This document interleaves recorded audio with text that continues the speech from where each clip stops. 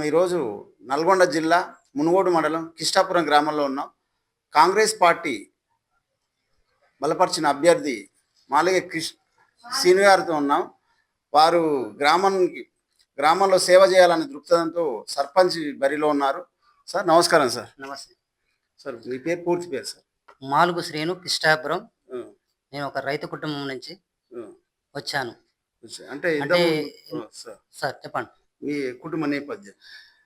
మా కుటుంబం నేపథ్యం అగ్రికల్చర్, వ్యవసాయ కుటుంబం నుంచి వచ్చి ఒక ఇంటర్ వరకు చదివి ఒక రాజకీయంలో దిగాలని ఆకాంక్షతోటి నేను ఈసారి సర్పంచ్ ఎలక్షన్ బరిలో దిగుతున్నాను.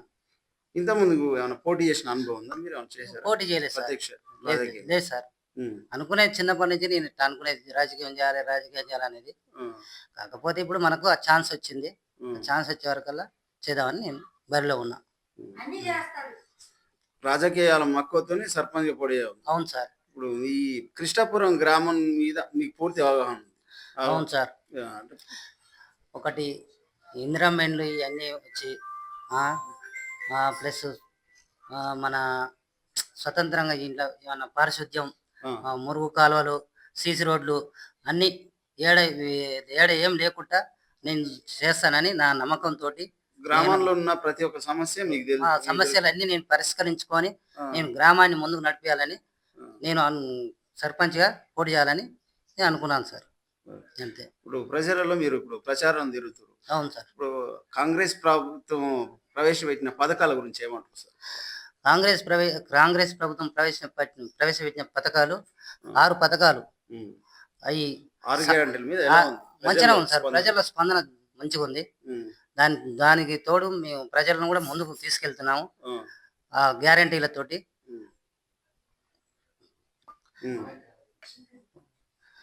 రేషన్ కార్డులు 10 ఏళ్ళకెళ్ళి లేకుండా ఇవి కాంగ్రెస్ ప్రభుత్వం వచ్చిన కాంచి రేషన్ కార్డులు పంచారు.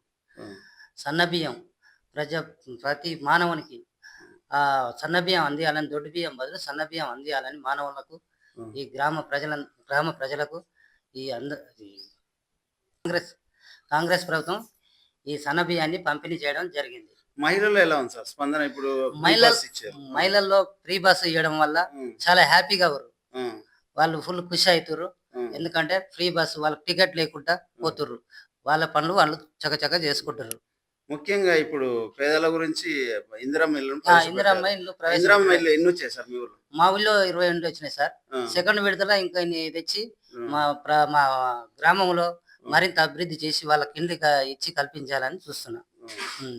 రాజగోపాల్ రెడ్డి ద్వారా మేము కొట్లాడి ఇంకా కదిమ ఒక 10 ఇంకో 20-30 అధికారంలో ఉంది. రాజగోపాల్ రెడ్డి గారు అవును, మాది అధికారంలో ఇళ్ళని కూడా తెప్పించుకుంటాం సార్. ముఖ్యంగా సార్ ఊర్లో ఇంకా వాటర్ కానీ ఇప్పుడు డ్రైనేజ్ వ్యవస్థ కానీ ఎలా ఉంది సార్? డ్రైనేజ్ వ్యవస్థ మంచిగా ఉంది సార్. కాకపోతే అటు మళ్ళీ ఇప్పుడు డ్రైనేజ్ అంటే ఇప్పుడు ఏపీయాలి సార్. కొంచెం ఉంది, కొంచెం సాగునీరు పర్వాలేదు. సాగునీరు అంటే బ్రాహ్మణం వెళ్ళే వాళ్ళకి వెళ్ళి మాకు ఈ కృష్ణాపురం పెద్ద చెరువులోకి వాటర్ తెస్తుందుకు రాజగోపాల్ రెడ్డి సార్ కూడా కృషి చేస్తారు. అది ఓకే సార్. అది మంచినీరు కూడా వస్తుంది సార్. అంతా గ్రామంలో ఓకే ఉంది. సీసీ రోడ్ల నిర్మాణానికి కూడా.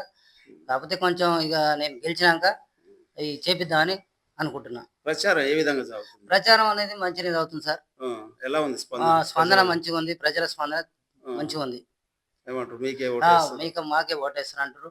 ఎందుకంటే ఇప్పుడు రాజగోపాల్ రెడ్డి, మన రేవంత్ రెడ్డి ప్రభుత్వం వచ్చింది కదా, ఆ ప్రభుత్వానికి స్పందించి ప్రభుత్వం ఉంది కాబట్టి మనకు కూడా ఒక కాంగ్రెస్ టికెట్ ఇచ్చింది కాబట్టి ఆ ప్రజలు కూడా నా వెంటే నడుస్తారు.